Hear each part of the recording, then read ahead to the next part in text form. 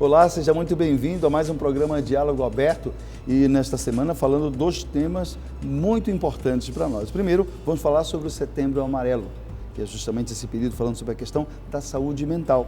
Mas vamos falar também sobre a lei do superendividamento. Vamos conversar sobre esse tema e vamos ouvir também orientações a respeito disso aí. E para começar esse nosso primeiro bloco, nós vamos falar sobre a questão do Setembro Amarelo e eu recebo aqui a psicóloga Silvia Vasconcelos. Seja bem-vinda, Silvia, para falar conosco sobre essa situação toda que nós precisamos conversar principalmente, entender e ver quais os caminhos, alternativas para que a gente possa realmente ter uma saúde mental que nos permita olhar para frente sempre com esperança, essa que é a nossa meta, né? E que a gente tenha mecanismos aí para poder conseguir cada vez mais viver com saúde e até percebendo de uma forma integral. Silvia, para começo de conversa, como é que é esse trabalho do Setembro Amarelo? A gente olha, né, de uma forma diferenciada neste mês só e os outros meses a gente deixa um pouquinho de lado ou sempre é tempo de olhar a questão da saúde mental? Leno, obrigada pela oportunidade, né? Eu acho que falar de saúde mental é importantíssimo, como você disse, né? Falar só no mês e vai esquecer Exato, os outros. Eu acho que precisamos falar disso sempre, né? Mas como falar, né? Como trazer numa conversa sincera, gostosa, fluida, acrescentando, não segregando, né? Então, a minha opinião é que se fale sempre, sem a agressividade, sem a forma, eu digo, da imposição, né? Mas acaba que colocaram os meses com a questão das cores, porque tem toda uma questão da indústria, tem toda uma questão também de um trabalho, né, que foi estudado. E setembro ficou na questão da questão do suicídio, né? Então, dia 10 de setembro é a comemoração, que digo, é um marco, não é nem comemoração, com relação da questão do suicídio. E como é que a gente percebe aí quem mais trabalhando dentro de uma faixa etária entre crianças, jovens, adultos, idosos, onde é que a gente consegue fazer uma avaliação de quem precisa mais estar atento para a questão preventiva, mas também de como tratar questões que possam perceber que precisa olhar com mais cuidado essa questão da saúde mental? Quando a gente fala com relação à idade, a gente precisa só tomar um cuidado, porque assim, quando a pessoa chega numa situação de pensar o suicídio, é porque essa pessoa ela está desesperada. Então, isso pode acontecer em qualquer faixa etária, né? Da criança ao idoso, cada um do seu espectro com relação do que pode estar tendo de dor e situação naquele momento. Então, você precisa observar. Hoje eu vejo que as pessoas estão num movimento tão aceleradas que elas não têm um movimento de olhar para o outro, parar para tomar um café, conversar. É sempre a frase, eu não tenho tempo, eu estou num corre-corre. Então, assim, o filho te dá sinal em casa, o pai te dá sinal em casa, a mãe te dá sinal em casa, o idoso te dá sinal em casa. Então, observar esse ambiente familiar, né? E aí, cada um vai ter a sua particularidade, porque assim, quando você pensa, né, na questão do suicídio, você está desesperado, a palavra é essa. Você olha e você não vê nenhuma possibilidade de saída, né? Então, assim, se você vê esse parente ou um amigo, o marido, né? Eu até brinco com a marida, né? E que está naquele movimento isolado, quieto, se aproxime, pergunte como é que tá, veja o dia a dia, olhe, para você ter essa constituição e dizer assim, eu faço parte também dessa família, eu faço parte desse grupo, eu faço parte desse viver. Então, assim, eu diria, de carrão de cena, que primeiro observe. Nesse contexto, Silvia, a gente observa como é que está hoje, por exemplo, o nosso nível de resiliência diante dessa situação que a gente enfrenta de tantos problemas, de cobranças, a gente tem um número imenso de informações, mas às vezes informações que a gente não pode nem confiar, dependendo da fonte, tem interesses na divulgação daqueles dados, né? Como é que a gente se posiciona em relação a isso? Como é que a gente pode trabalhar essa resiliência em tempos como esse que nós estamos vivendo, também aí somado com a questão do Covid, com o momento político também que nós estamos vivenciando no país, enfim, um conjunto de situações que acabam interferindo nessa nossa questão, por exemplo, de prevenir situações de automutilação, por exemplo, ou de tentativa de suicídio? Como é que a gente consegue trabalhar isso aí? Eu acho assim, o ser humano ele precisa entender que ele não vai ser perfeito. É o primeiro ponto. Segundo, você não vai dar conta de tudo. Terceira, uma outra frase que eu uso como analogia, parece que a gente cresce e a gente emburrece. Porque quando você é criança, você é tão intenso, você é tão verdadeiro que não passa no filtro, né? E aí quando você vê, já falou, você já fez, você está ali naquela intensidade da tua emoção. Quando você cresce, você fica tanto na racionalidade de ter o sucesso, de ter a melhor casa, de ter, sei lá, a melhor família, de ter o melhor tudo. Mas o que é o melhor tudo? Né? É o se questionar. Porque quando a gente, imagina que a gente, quando cresce, a gente é uma esponja. Só que essa esponja não tem nada. Então, quando a gente vai crescendo, o que vai alimentando na nossa esponja? A referência da nossa mãe, do pai, da avó, dos amigos. Aí aquela esponja vai ficando encharcada. Essa forma encharcada, se você não tiver essa conversa com você mesmo, você só vai estar reproduzindo. E aí é como a gente diz, né, dentro de uma plataforma chamada de atenção plena, que é a atenção do teu momento presente, você só está no modo fazer. E aí você só está sobrevivendo, né? E aí acaba que de um jeito ou de outro você não olha para aquela situação e diz assim, mas eu quero isso. Quando você vê, você está repetindo frases da mãe, frases do pai. Então eu colocaria, se questione. Não seremos perfeitos. Como você olha para a vulnerabilidade? Porque as pessoas às vezes olham para a vulnerabilidade, elas querem fugir. Porque assim como eu, garanto que você também quer o sucesso. Quem não quer o sucesso? Mas esse sucesso está a preço de quê? Será que esse sucesso está a preço de eu perder o meu casamento? Será que esse sucesso está a preço de eu perder o meu filho, minha filha, porque eu só estou trabalhando, eu não estou olhando para minha casa? Será que está a serviço de eu perder o meu emprego? Então são esses questionamentos que eu diria que nessa época de informação que a gente é bombardeado, o ser humano esqueceu de se fazer. Isso é complicado, né? E a gente percebe que tem aparecido muitos casos, têm sido revelados muitos casos. Necessariamente houve um aumento desses casos por exemplo, de suicídio, de tentativa de suicídio, ou, na verdade, eles estão tendo menos filtro para poder ser divulgados? Eu acho que a gente precisa primeiro olhar duas coisas. Uma, hoje a mídia ela já fala mais sobre o tema. Certo. Né? Então, antes era difícil falar do tema. Porque tinha aquela conversa de vila, né? Que, você já viu fulano? E ficava naquelas fofoquinhas nos bastidores. E todo mundo escondia também. A própria família também escondia. Que aí a gente coloca que a família é família sobrevivente do suicídio, né? Porque depois que tem um parente familiar que comete o suicídio, essa família também passa por toda uma situação. Qual é essa situação? De exposição. As pessoas que vão chegar aí para perguntar detalhes do que aconteceu, a pessoa não tem aquela humanidade de se colocar no lugar do outro, mas espera aí, como é que é aquela dor? Será que, como eu posso ajudar a dona fulana ou o dono fulano nessa situação? Certo. Então fica aquela forma invasiva. Na época agora da tecnologia, as pessoas filmam, tiram foto. Então, assim, cada vez que você for fazer uma filmagem, que você for fazer uma foto de uma situação trágica, ou até uma situação que seja normal, pense, como é que seria para o outro ver isso? Será que a minha empatia de eu chegar com o outro e dizer assim, eu posso fazer uma foto sua agora, num bom momento? E na situação que é alarmante, que é grotesca, né, eu me colocar no lugar do outro, se fosse meu pai, se fosse minha mãe ali, eu ia gostar de ver aquelas imagens? Né? Então é interessante para com que cada um tenha esse impacto de se colocar no lugar do outro, ter essa resiliência e principalmente falar sobre o tema, sem o espectro de esconder. Vamos esconder isso aqui, não aconteceu. Mas até a família, né, sobrevivente do suicídio, ela leva um tempo para elaborar isso. Para elaborar. Mas esse luto ele precisa ser vivido para compreender, por exemplo, possíveis razões ou o contexto onde aquilo aconteceu, ou às vezes é melhor eu ignorar isso aí. Como é que a gente trabalha essas duas situações? A família precisa falar disso, mas a família ela vai esconder isso. Certo. Porque a família vai começar nos seguintes porquês. Por que aconteceu?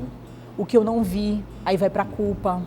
Mas foi você. Aí vai tentar achar um culpado para fazer a justiça. Até para olhar para a vizinha, para olhar para o outro. Então, eu diria de carrão de cena aqui para a família, né, que está passando por uma situação como essa, respeite seu tempo. Certo. Respeite seu tempo com amorosidade, chore o que você tem para chorar, converse com você mesma, né? Tenha um movimento de procurar uma psicoterapia para você tentar elaborar isso. Depois vai para o núcleo familiar para conversar sobre o tema. E o que é a elaboração de uma pessoa de 2 meses, 1 mês, tem pessoas que levaram uma década, 10 anos. Né, para poder falar sobre o tema. Então, é muito individual de cada um, do teu tempo de falar. Mas, primeiramente, não force a barra com você, respeite seu tempo, né, porque é um tempo de maturação, para você ir elaborando. E aí, fazendo uma análise em relação a isso que você está falando, a gente percebe também, por exemplo, o peso das redes, das mídias sociais hoje. Há uma cobrança em relação a isso, há uma certa questão mesmo de invasão da privacidade do outro. O que você acha que aconteceu? Quer dizer, aquilo que a gente conseguia fechar nos relacionamentos mais íntimos, hoje está exposto, está escancarado na questão das mídias sociais. E há também, por outro lado, isso aí, né? Essa invasão no espaço do outro, às vezes sem esses cuidados. E ainda tem a turma que debocha, ironiza, né? Então, numa situação como essa, o melhor, então, é que você se afaste, por exemplo, desse tipo de situação, porque acaba se expondo demais, ou não, é melhor eu falar mesmo e fazer essa catarse em qualquer espaço que eu puder. Qual é a dica, em termos de saúde, que a gente pode ter num momento como esse? Tenha amorosidade pela sua dor. Quando eu digo amorosidade, é respeito. Eu adotei, né, um método na minha vida, assim, eu faço detox. E aí eu digo detox das redes sociais mesmo. No final de semana, sexta-feira à noite, eu desligo o aparelho. Então, se acontecer alguma coisa, meu telefone de casa vai tocar. De casa. Então, quantos podem estar assistindo, né? A gente diz assim, meu Deus, eu nunca mais escutei o telefone de casa, porque é só o bip do celular. Nem tenho mais. Não é? E aí, então, vai tocar o de casa, vão me achar, eu estou na minha casa, porque assim, vamos fazer a seguinte analogia, na época da caverna, a gente não era bombardeado com tantos estímulos de cor, de informação. Hoje, nós somos bombardeados gritantemente. 24 horas por dia. 24 horas. Até o nosso sono não é um sono de qualidade. Porque com certeza você botou no temporizador ali para desligar, mas aquela TV está ali, aquele eletrônico. Né? E de um jeito ou de outro, a gente é bombardeado, é o despertador. Aí você acorda, meu Deus, é segunda, é terça, é quarta, que dia é? Aí vem toda a agenda na tua cabeça do que tu tem que fazer. Então o ser humano está acelerado.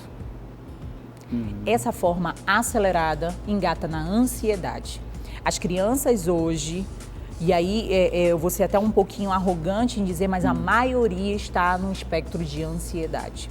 Você pode reparar, uma criança quando ela pega o celular, o tablet na mão, ela não tem paciência para ver o que está passando no vídeo, ela passa com o dedinho. E agora inventaram, né, a leitura de áudio em 2, 3 velocidades. Você coloca muito mais rápido. É como se a gente não respeitasse nem o próprio tempo nosso, né?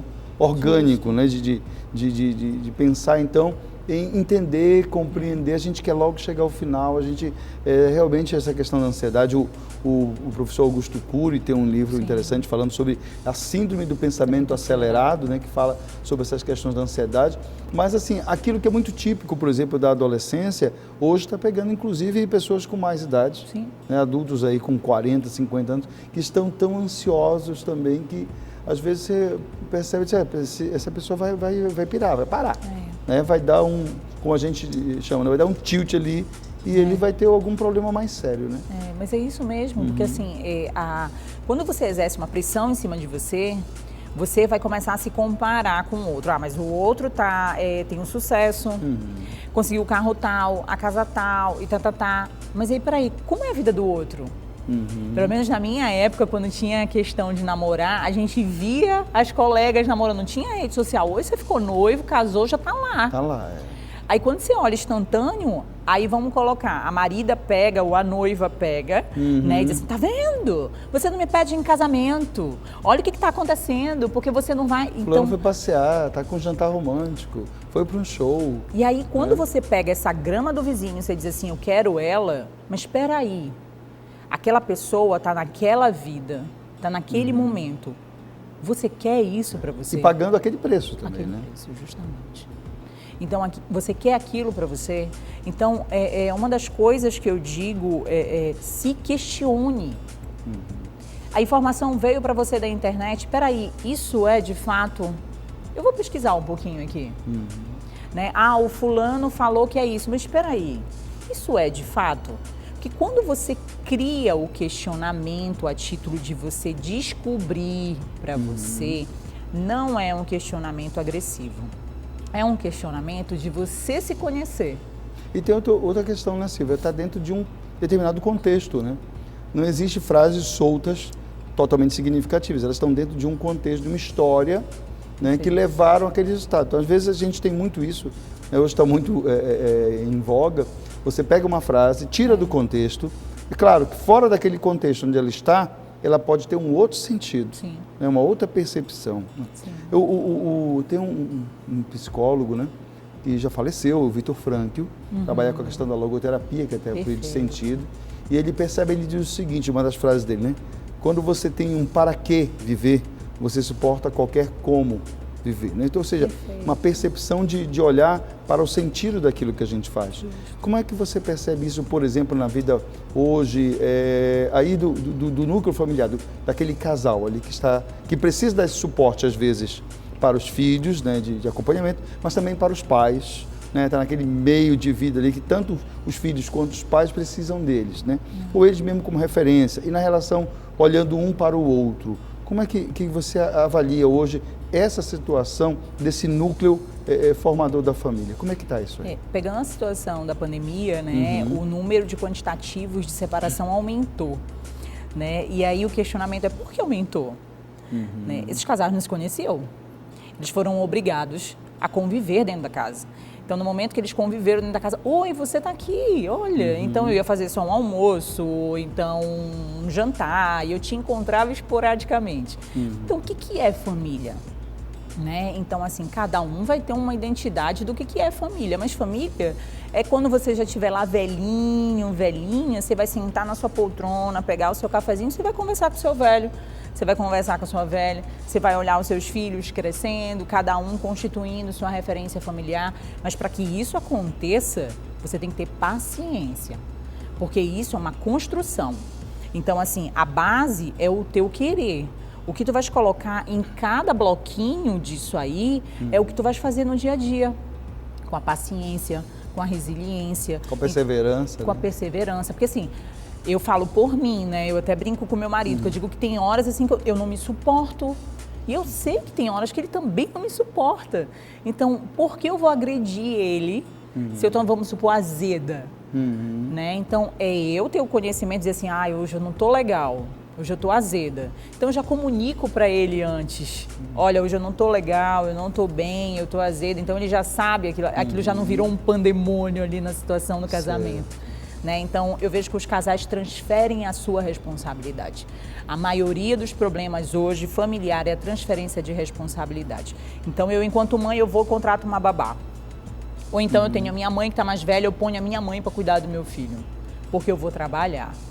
Ok, eu também trabalho, eu também tenho meus corre-corre, mas eu tenho que sentar à noite com a minha filha e checar lá a atividade dela. Eu tenho que ter à noite um momento para jantar com o meu marido e conversar com ele de como é que foi o dia dele. Ele vai perguntar como é que foi o meu, as construções da casa, o que aconteceu. Então, assim, eu vejo que essa autorresponsabilização, que é o viver o casamento, os casais não fazem. E aí eles transferem essa responsabilidade. O João Paulo II, na Teologia do Corpo, ele fala uma coisa muito interessante, que ele fala que as relações, às vezes, um dos pontos de desgaste é quando eu não percebo o outro e transformo ele num objeto. Né? Eu tiro, despersonalizo para perceber o outro como apenas um objeto que vai me satisfazer em qualquer campo, seja no campo sexual, seja no campo das frustrações. Então, o outro é aquele que eu vou utilizar para que eu me satisfaça ou para que eu, inclusive, transfira essa questão mesmo da responsabilidade por tudo aquilo que eu quero e que eu fracassei, né? Isso é muito notável. O João Paulo II fala isso aí há bastante tempo, né? Mas a teologia do corpo vem cada vez mais discutindo essas questões, mas é interessante como a gente percebe o quanto isso é atual. Será da década de 80, né? Quando tem as catequeses, ele vai trabalhar sobre isso. Como é que você percebe hoje, 2021, né? Nós estamos aí olhando esse ainda início de século, né? Ou pelo menos esse avanço, nessas relações que a gente tem hoje. Nós continuamos com esse mesmo problema? Sim. Porque assim, você está casado, está no trabalho, com os amigos, é se relacionar. Então, se você não se relaciona bem com você, você não vai se relacionar bem com o outro. Certo. Né? Então, você precisa saber se relacionar com você na sua responsabilidade, nas suas frustrações, nos seus sofrimentos, nas suas conquistas. Observar por que em momentos você coloca aquela pressão que você tem que fazer. Por que tem que fazer? Ah, tá todo mundo casando, tá todo mundo na escola, tá todo mundo... Não, mas peraí, eu quero isso para mim, é o se questionar. Né? Então, eu vejo que, fazendo analogia de novo da caverna, a gente está segregando em cavernas, só que agora tem tecnologia na nossa caverna. Né? E lá atrás, não, a gente tinha que pegar a lenha para fazer o fogo, né? Então, hoje a gente está dentro da caverna. Essa comodidade, ela acaba atrapalhando, porque o construir junto acaba não acontecendo. Justamente. Porque família é o junto. É o teu, o meu, é o nosso. No momento que eu faltar, tu vai lá me cobrir. No momento que você faltar, eu vou lá te cobrir. Não é uma guerra de gênero. Nem uma competição. Não né? é uma competição. Se o teu casamento está indo nesse sentido de competição, provavelmente a criação dessas crianças também estão nessa competição. E aí, dentro desse cenário que você está nos ajudando a construir, como é que a gente percebe o nível de comunicação nosso? Como é que a gente está? A gente consegue realmente se comunicar, ou seja, falar, mas também ouvir, né, e pensar junto, perceber o que está nesse contexto, perceber inclusive aquilo que não é verbal, né, aquelas outras expressões, a forma, o momento, as palavras. A gente melhorou ou a gente ainda precisa aprender muita coisa nesse contexto da comunicação? A gente precisa aprender muito, Leno, sabe? Porque eu vejo que hoje as pessoas fazem analogia e colocam como verdade, são verdadeiros juízes. Sim. E quando a pessoa vai na psicoterapia comigo, eu sempre coloco assim, eu não sou a dona da verdade. Eu posso te fazer uma fala que eu viajei na maionese, se eu fizer, me devolve daí. Silvia, não é isso, porque eu sou humana. Eu vou cometer falha. De repente, naquele atendimento, eu vou fazer essa falha. Então, o construir com o outro vai te ajudar. Eu vou trazer um exemplo da minha casa, com relação a essa questão da percepção, né? A minha filha, ela tem 9 anos. E aí, teve um dado momento que eu cheguei do trabalho, e aí eu fui tirando as minhas coisas, aí eu dei aquela respiração, né? Ela olhou, mamãe, você tá estressada? E aí eu disse, mas na hora eu, não. Aí me veio aquele gatilho, mas se ela falou, se você tá estressada, ela viu alguma coisa que você não viu. Aí eu disse assim, Lala, por que você me perguntou isso? Ela disse, sua respiração, mãe. Aí teu semblante tá mais fechado. Aí eu disse, mamãe está cansada, não estressada. Então, às vezes, o pai e a mãe não comunicam para os filhos o que está sentindo naquele momento. Eu não estou dizendo que vai trazer todo o peso, né, da realidade, mas que você observe e diga, comunique. Até porque tem algumas coisas que eles vão, né, sair, digamos assim, daquele nosso controle manifesto, né? Às vezes a gente não quer, mas alguma coisa, e eu acho que é realmente importante isso que você destaca, né, nesse sentido. E aí só é uma curiosidade, quando você faz a paráfrase, quando você devolve a frase, as pessoas percebem que elas falaram aquilo que elas realmente não estão sentindo e racionalizaram, digamos assim, ou na maioria das vezes elas confiam, não, foi isso mesmo. Não, a maioria vai para a racionalidade. Né? A pessoa, quando ela é bem resolvida, aí ela tem o movimento de chegar e colocar, não é isso. Porque é assim, Leno, as pessoas têm medo de se mostrar. Certo. Porque hoje se mostrar tu é vulnerável. Se tu é vulnerável, eu vou colocar até uma palavra pesada, tu não presta. Não, mas peraí, a vulnerabilidade fala de mim também enquanto pessoa. Faz parte de mim. O ser humano, ele não vive num mundo encantado. Então, fazendo até aquela fala que a gente estava conversando ainda há pouco, né? Não vai traumatizar. Viver é traumatizar. Porque até a criança, quando nasce, ela se traumatiza. Ela vai fazer o quê para dizer que chegou na vida? Ela vai chorar. Olha, o joelho ralado dói bem menos com o coração partido, né? Já diz a música, né? Então, acho que a gente precisa conviver com esses joelhos ralados, né? Para que a gente possa também aprender, né, a valorizar também as nossas experiências pessoais, né? Extrair daquilo que é bom e mesmo aquilo que não é bom, trabalhar com resiliência, né? Sim. Trabalhar como força impulsora. No caminho já da nossa finalização da entrevista, Silvia, qual é a dica que você pode dar, né? Pode usar ali a câmera ali com você, dessa dica para quem está nos acompanhando, de como trabalhar essa saúde mental, né, em tempos ainda que estamos vivendo e com todo esse contexto, esse cenário que a gente discutiu hoje. Obrigada, Leno. Olha só, eu diria assim, primeiro, respeite seu tempo, não acelere seu passo, tenha uma forma amorosa, genuína com você, não fique se depreciando, olhe para suas qualidades, veja quais são as fontes de informação que estão no teu celular, ao teu redor, se essas fontes são mais negativas, se essas fontes são mais positivas. Eu digo que sem Deus não somos nada, então, independentemente da sua fé, o que você acredita, recorra para isso, porque isso vai fazer você ter uma resiliência, amorosidade, ter respeito com você e assim você vai ter respeito com o próximo e também cuidando da sua saúde emocional, sem ter aqueles padrões de perfeição. Então, tenha paciência e amorosidade com você. A espiritualidade nesse contexto é uma boa âncora. Com certeza. Para a gente não ficar à deriva, né? Com certeza. E para não afundar o navio. Com certeza. É fundamental. E eu coloco, o homem sem Deus, ele não é ninguém. Cada um vai ter a sua categoria de colocar a sua âncora aonde acredita. Certo. Né? Porque às vezes a gente precisa pensar na energia.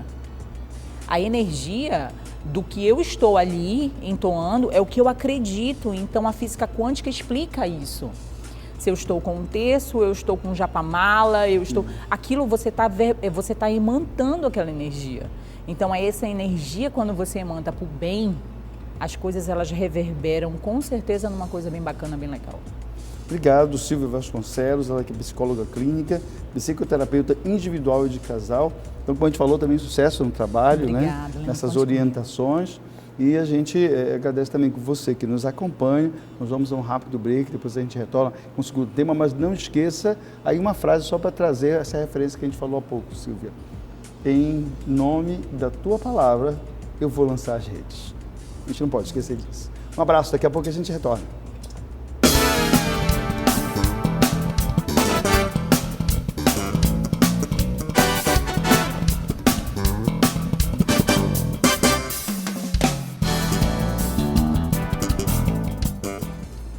Olá, seja bem-vindo de volta. Aqui é o programa Diálogo Aberto com você e trazendo o segundo tema de hoje que a gente vai falar sobre a questão do superendividamento. Nós vamos falar sobre justamente aquilo que, segundo a Confederação Nacional de Comércio e Serviços, trouxe, por exemplo, para esse semestre que nós passamos, esse último semestre, um percentual de 69,7% de endividamento das famílias brasileiras, em virtude, logicamente, dos altos índices de inadimplência no Brasil, e aí gerou a questão mesmo desse projeto de lei, que agora é lei, que é a questão da lei dos superendividados, né? E vamos falar sobre este tema. Aqui está comigo o defensor público Cássio Bittar, que vai conversar conosco sobre essas questões. Seja muito bem-vindo, Cássio, aqui conosco para falar sobre esse tema. Essa lei, ela já estava num projeto de lei há mais de 10 anos no Congresso.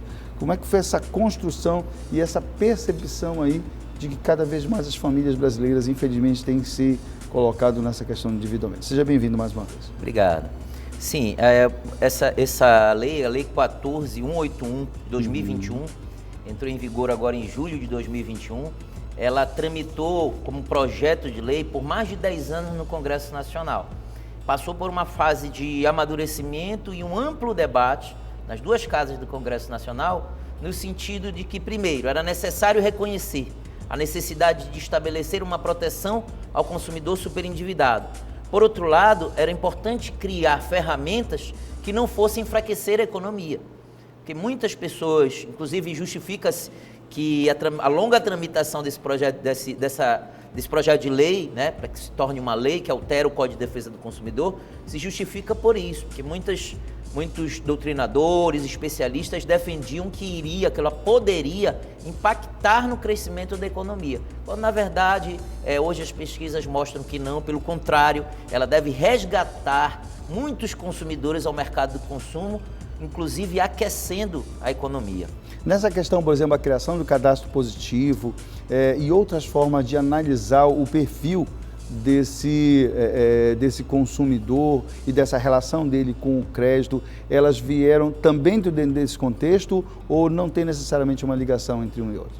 Tem a ver, porque o tratamento do consumidor e suas dívidas, ele, a princípio, não era tratado de forma explícita, de forma clara na legislação, né? Isso é interessante. Eu tive a oportunidade no atendimento ao público, atendimento nessas demandas de consumo, muitas vezes eu apresentei aos advogados de alguns bancos casos de consumidores superendividados, casos de consumidores negativados com esse registro nos órgãos, e muitas vezes a questão do superendividamento não era reconhecida, não se acreditava que existia um fenômeno socioeconômico e jurídico do superendividamento. Tratava-se como assim, você é irresponsável mesmo. Você cometeu aí... Você é um mal pagador, né? Como se diz. Você é um mal pagador, você contraiu uma série de compromissos e chegou a um grau de superendividamento. Quando, na verdade, o amadurecimento do debate e esta lei em vigor mostram que não, que o superendividamento é um fenômeno que existe no Brasil e que os números hoje são preocupantes, né? Mas que 70% das famílias hoje encontram-se superendividadas, ou seja, elas perderam a capacidade de arcar, de pagar dívidas mensais, né, sem que comprometam o mínimo existencial. Então é mais ou menos assim, você tem compromissos com bancos, com instituições financeiras, com financiamentos, e diante desses compromissos você não consegue pagar o básico, como a tua luz, a tua água e o teu alimento. Este é o superendividado, para fins da legislação. É aquele cidadão que perdeu a capacidade de se alimentar por conta desse contexto de dívidas aí, que, como nós falamos há pouco, pode se dever a um caso de uma doença ou ainda a irresponsabilidade do consumidor.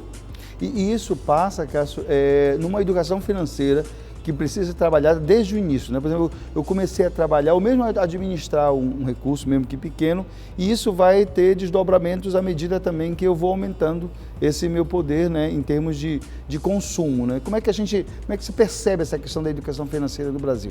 Ela, primeiro, não é nem curricular, né, mas é uma urgência, né? Nós temos aí, e a gente falava ainda há pouco, né, que o grande vilão desse endividamento é o cartão de crédito. Então, como é que a gente administra agora que nem precisa do cartão?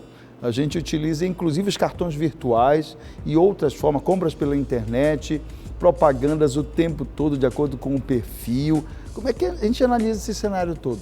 Como é que está isso aí? Essa pergunta é muito interessante e ela é importante porque a educação financeira foi incluída, inclusive é direito hoje do consumidor, incluído por essa legislação, ela é fundamental para que se possa equacionar este quadro que nós estamos vivendo hoje. Posso te citar um exemplo.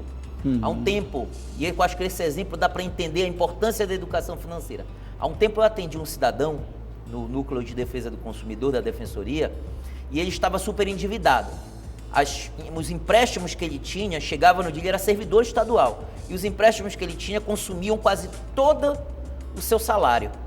E aí eu analisei o contrato, fiz a análise do contrato e verifiquei que tinha algumas abusividades, algumas cláusulas que era possível questionar judicialmente. Certo. Eu ingressei com uma ação e obtive uma liminar que determinou a redução dos descontos. Mas já com tutela antecipada, inclusive? Com uma tutela antecipada. Certo. Entendeu? Certo. Consegui uma tutela de urgência, né? Para que esse cidadão, no curso do processo, ele pudesse... estancar essa sangria, né? Isso. Imagina só, você é servidor do Estado, chega no final do mês, Na hora que você vai lá para receber o seu dinheiro, o banco leva o consignado e ainda leva o que caiu na conta, o que estava depositado em conta. Então ele não tem dinheiro para pagar o mínimo, o básico, não é verdade? Então esse cidadão está num estado de extrema penúria. Então nós ingressamos com uma ação e nós obtivemos uma tutela de urgência. Veja, Leno, o juiz determinou a redução dos descontos a 30% dos vencimentos dele, ou seja, ele ficou com uma margem para respirar, uma boa margem para respirar. Tu sabes que passados 3 meses, esse cidadão retornou comigo. Quando ele retornou, ele me falou: estou precisando da sua ajuda de novo. Por quê? Não, porque eu voltei a estar endividado. E aí eu fui analisar o caso. E eu fiquei tão indignado com aquilo que eu liguei para o banco. Eu ia mandar um ofício e entrei em contato com o banco. Falei: olha, não estão cumprindo a decisão, porque o cidadão tem uma ordem para não fazer descontos. Quando a gerente me informou: não, doutor, na verdade ele fez outro empréstimo. Quando liberou a margem, fez outro empréstimo. Então por que eu estou te contando isso? Se a educação financeira estivesse sido construída desde a base curricular das escolas, como você sugeriu, estivesse nos programas de fomento ao crédito, seja do município, do estado, como no governo federal, como por exemplo o Bolsa Família ou o Bolsa Brasil, né, que está sendo transformado aí, nós conseguiríamos fazer com que o cidadão conseguisse compreender a importância de fazer uma boa gestão do seu dinheiro.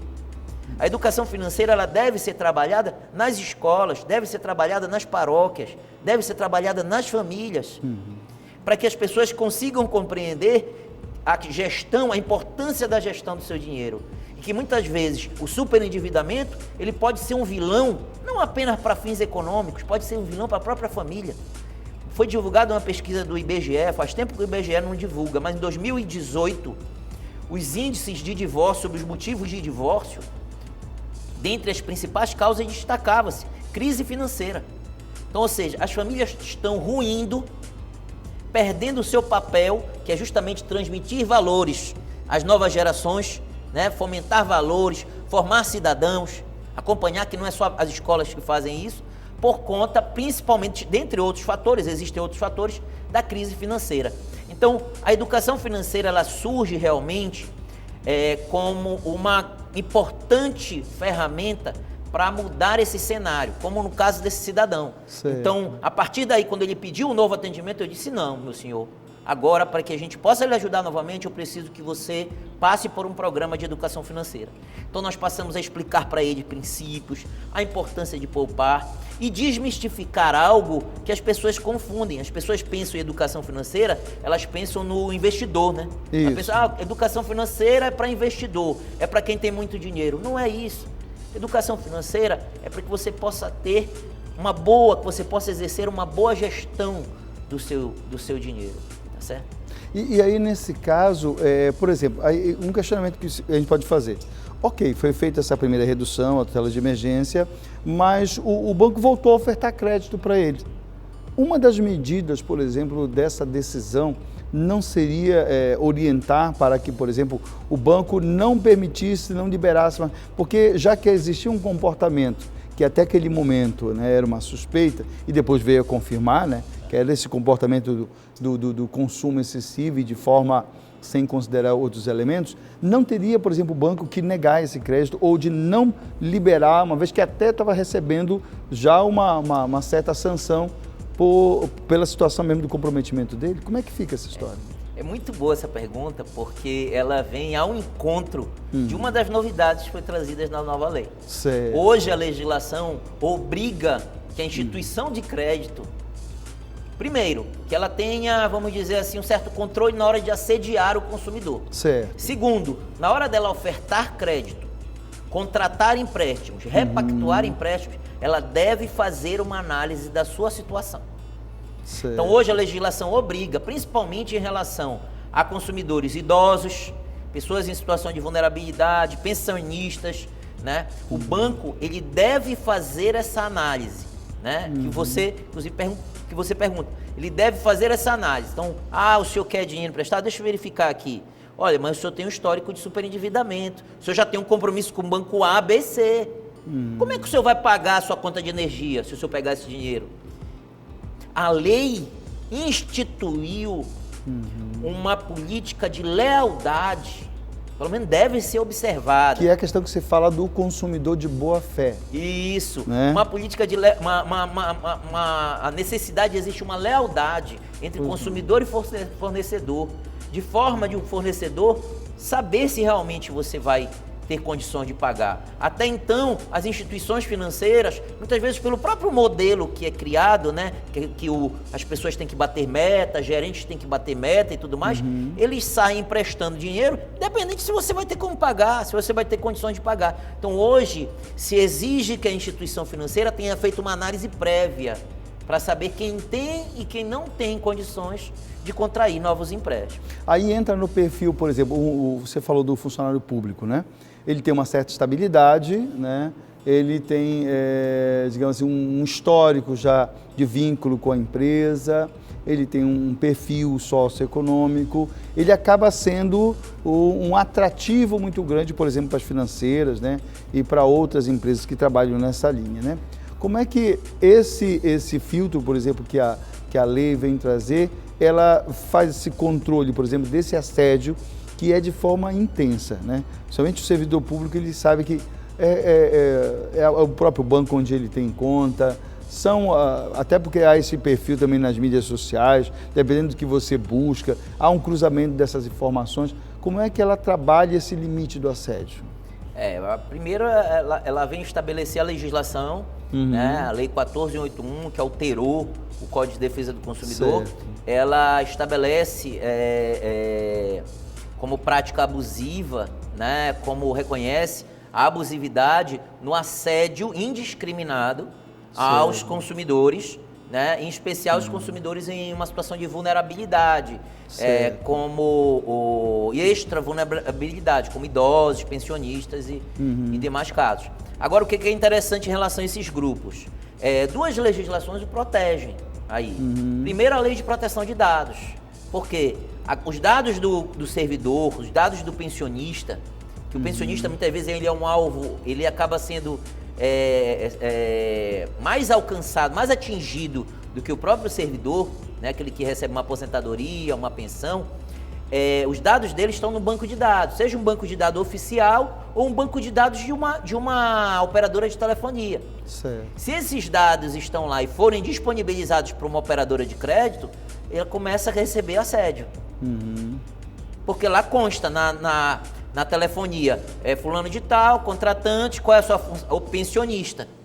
Se esse dado for disponibilizado indiscriminadamente, as pessoas vão poder, naturalmente, as operadoras de crédito vão poder assediar essa pessoa e estar aí lhe oferecendo crédito. Então, essa primeira legislação, ela estabelece a vedação. A segunda, que é a Lei 14.181, ela estabelece a vedação, né? Que não deve se praticar. Caso aconteça, é recomendável que o consumidor pode fazer os devidos registros, tá certo? E acionar um órgão de defesa do consumidor, tais como o PROCON, a Defensoria Pública, denunciar no próprio Ministério Público, né? Cada instituição dessa tem um órgão especializado de defesa do consumidor. E aí ele pode informar, olha, eu estou sendo vítima de assédio, estou recebendo ligações diárias me oferecendo dinheiro emprestado. E eu não tenho registro nem cadastro em banco nenhum. Como é que o banco teve acesso ao meu telefone? Tá certo? Então esse assédio, eu acho que a melhor forma de combater é denunciando, né? É informando, é noticiando, certo? E dentro dessa questão toda, o que você destaca para a gente da lei, né? Dessa lei do superendividamento? Que destaques você traz para nós em relação a isso, que muda, por exemplo, nesse contexto desse consumidor? Certo. A lei, ela traz além dos benefícios que nós já falamos aqui, essa lei, ela traz outros benefícios importantes para o consumidor. Em especial, no que diz respeito à política de renegociação de débitos. Então, por exemplo, se você estiver enquadrado no perfil de consumidores, que estão no grau de superendividamento que a lei prevê, você pode ter até 5 anos para quitar suas dívidas. Da mesma forma, também é possível que lhe seja estabelecido um prazo de até 180 dias para você pagar a primeira parcela. Certo. Então imagine um caso concreto, consumidor super endividado, de boa fé, Imagine uma pessoa, vamos pensar aqui um caso concreto. Uma pessoa que viveu algum acidente da vida, uma doença na família, né? Que é uma coisa tão que acontece, é recorrente, a pessoa viveu uma doença na família que de repente todas as suas economias, a sua poupança, tudo foi comprometido. Imagine que essa pessoa, por conta disso, precisou contrair empréstimos bancários. Certo. E esses empréstimos foram lhe levando a um grau de superendividamento, até o qual ela passou a estar impossibilitada de pagar despesas básicas, como alimento e como também a sua energia elétrica. Essa pessoa pode recorrer primeiro à instituição financeira, pedindo auxílio, pedindo a renegociação. Caso a instituição não atenda de uma forma que lhe ajude, ela pode recorrer a um órgão de proteção e defesa do consumidor ou ao próprio Poder Judiciário. E lá no Poder Judiciário, Leno, vai se criar um plano de recuperação da pessoa física. É semelhante ao plano que é estabelecido para a pessoa jurídica, para as empresas. Certo. Você já ouviu falar? Recuperação judicial de pessoa jurídica? Pois é, a lei, ela institui uma recuperação que pode ser judicial ou extrajudicial da pessoa física. Como funciona? Vão se reunir todos os credores, ou seja, todos os bancos que você tem compromissos financeiros, eles vão sentar numa mesa de conciliação e ali vai se estipular prazos que sejam favoráveis ao consumidor para que ele possa quitar os débitos, tá certo? Para que ele possa ter uma margem para pagar a primeira parcela. Ou seja, nós vamos ajudar aquele consumidor a sair da clandestinidade, porque a verdade é essa. Muitos consumidores chegam a tal ponto de dívidas que eles estão tão com cadastro negativo em tal lugar, com cadastro positivo em tal lugar, que eles não podem mais existir juridicamente, eles não podem mais ter cartão de crédito, eles não podem mais financiar um automóvel, eles não podem nem mais ter rede social, porque se você divulgar que você está viajando, o credor pode saber e vai lhe cobrar. Então, quando você cria um plano de recuperação para esse consumidor, a ideia é que esse consumidor volte ao mercado de consumo, tá certo? Mas para isso a legislação precisa ajudá-lo, está lhe ajudando. Então ela vai permitir que ele possa negociar as suas dívidas em até 5 anos e também pagar a primeira parcela em até 180 meses. Além disso, a própria legislação estabelece que as parcelas elas devem preservar o mínimo existencial do consumidor. Sei. Então, na hora de negociar o seu débito, eu vou perguntar, olha, Leno, está sobrando aqui um valor tal. Com esse valor você consegue pagar o seu supermercado, a sua energia? Consigo. Deu certo. O que não pode é a renegociação de débitos e ignorar as suas despesas correntes. Tá certo? Certo. Nesse caso, então há esse acordo, digamos assim, e há um controle, um acompanhamento de que tanto pelo lado das empresas quanto pelo lado do consumidor, isso que foi pactuado está sendo cumprido ou é feito isso aí e não, ok, daqui para frente, caso é resolvido. Né? Por outro lado, aquela questão que a gente falou, há algum encaminhamento para esse consumidor que às vezes é reincidente, de que ele precise passar por uma análise e até um acompanhamento, uma educação financeira que possa ajudar ele a estabelecer essas prioridades e conseguir equilibrar receita e despesa? Certo. É muito importante que tanto o tratamento extrajudicial, que certo. acontece dentro das empresas ou num órgão de defesa, como o PROCON, por exemplo, quanto o tratamento judicial estejam associados à educação financeira. Aqui no Pará, a Defensoria Pública tem uma parceria muito importante com o Grupo de Educação Financeira da UFPA, certo. que ali são profissionais que estudam, entendem educação financeira e eles estão ajudando a associar a educação financeira ao atendimento jurídico. Certo. Então, é muito importante que todas as vezes que vai se tratar desse caso, não é simplesmente ajudar o consumidor a repactuar a sua dívida, mas trabalhar nele a importância dele compreender como fazer uma boa gestão do seu dinheiro. Eu tenho feito uma palestra aqui em algumas repartições, empresas, universidades daqui de Belém, juntamente com o coordenador do grupo de educação financeira da universidade, que o título dela é De Quem é o Seu Dinheiro? E a ideia é justamente essa, é fazer com que o consumidor, e todos nós somos consumidores, né? Todos nós, de alguma forma, realizamos operações de crédito e outras operações de consumo. Então, a ideia é que, de alguma forma, a gente consiga despertar no consumidor, consiga refletir sobre a importância de fazer uma boa gestão do seu recurso. Não é simplesmente a importância de poupar. Tem gente, quando a gente começa a dar a palestra, fala assim, eu já sei, eles vão querer trazer logo um pouquinho para a gente fazer economia de dinheiro. Não é necessariamente isso, mas de você saber fazer uma boa gestão, uma boa administração dos seus recursos. Nós já trabalhamos educação financeira, tanto com servidores, eu já acompanhei pessoas, servidores com rendimentos acima de 20 mil reais, totalmente endividados.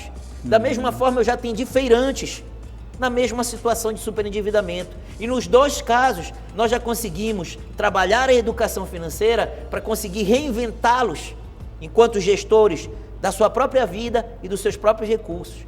Então, a educação financeira ela deve ser aplicada em todas as escalas, desde trabalhar com os feirantes, trabalhar com as pessoas que recebem um benefício assistencial, um Bolsa Família. É importante que eles saibam fazer a gestão desse recurso, uma gestão adequada.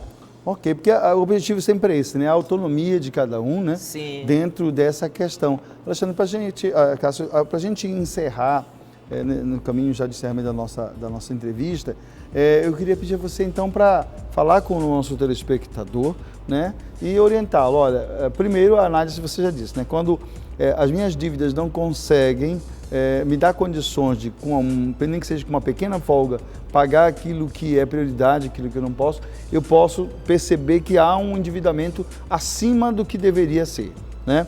Mas como é que eu procuro? Eu vou até a defensoria, eu posso encaminhar um e-mail, tem um site, como é que eu posso chegar lá até para fazer essa análise, né? E perceber algumas situações que eu posso, por exemplo, ter direito a esses benefícios ou a essa orientação. Como é que é o caminho para a gente poder fazer essa análise sobre a questão do superendividamento? Certo. Então, aquele consumidor que ele está superendividado, a primeira coisa que é importante que eles tenham a ciência é que se fará uma análise do caso concreto. Então, vamos avaliar não apenas a Defensoria, mas também PROCON, todos os órgãos de defesa do consumidor receberam essa atribuição legal. Tá certo? Agora, uma coisa que é importante considerar também, legislação é nova, entrou em vigor agora em julho de 2021. Ano, né? Lá na Defensoria, desde 2018, já existe um programa, chama PACT, Programa de Atendimento ao Consumidor Superendividado, que ele justamente foi reforçado com a entrada em vigor dessa legislação. Mas, por exemplo, outros órgãos de defesa do consumidor devem também, com o tempo, caminhar nesse sentido de dar atendimento aos consumidores. Pois não. Mas então, o consumidor que está superendividado, a primeira coisa que ele precisa analisar, o que me levou ao superendividamento? Porque isso vai ser analisado na hora do seu atendimento. O que me levou ao superendividamento foi uma medida de irresponsabilidade, uma medida que é a má gestão, uma fraude. Como eu falo, acontece, infelizmente, pessoas que contraem empréstimos que sabem que não tem condições de pagar, tá certo? Você olha, bate a conta e você vê que não tinha condições de pagar. Nesses casos, eles não vão ter alguns benefícios que a lei estabelece. Mas também existem os casos do consumidor de boa fé, aquele cidadão que, como eu lhe digo, viveu os chamados acidentes da vida. Imagine uma doença na família, um divórcio, né? O desemprego, agora na pandemia, uma redução de proventos também. Redução de proventos, tanta gente perdeu o emprego, tanta gente ficou numa situação de dificuldade agora. Então essas pessoas, neste cenário, seriam o consumidor, elas se enquadram no perfil do consumidor que a legislação estabelece. Quem é o consumidor superendividado para fins legais? É todo aquele consumidor que não consegue pagar suas dívidas mensais sem sacrificar o mínimo existencial. Então seria mais ou menos assim, para eu pagar o meu financiamento A, B, C, D no banco, eu tenho que deixar de comer, você está superendividado. Eu tenho que deixar de pagar a conta de luz, você está superendividado. Então esse consumidor, ele pode se reportar aos órgãos de proteção, tá certo? Pedindo esse auxílio e, posteriormente, vão poder se reportar ao próprio Poder Judiciário, Leno, porque a própria legislação estabelece que o juiz vai instaurar este processo, vamos dizer assim, de recuperação judicial do consumidor, chamando todos os credores e dizendo, olha, esse consumidor está em situação de Buscar uma conciliação, né? e nós vamos precisar criar um plano para que ele possa pagar vocês. Veja, o projeto ele não foi pensado para que se dê o calote. Ninguém quer que se deixe de pagar, pelo contrário, o credor vai receber todos os valores corrigidos. No entanto, vai se criar condições para que o consumidor possa fazer isso sem se sacrificar com despesas básicas. Ok. Cássio Bittar, defensor público, muito obrigado pela sua presença aqui conosco. É uma grande oportunidade e muito obrigado a você que nos acompanha no Diálogo Aberto. A gente agora deseja um grande abraço a você e fique com Deus. Até a próxima semana, quando a gente tem mais um encontro marcado.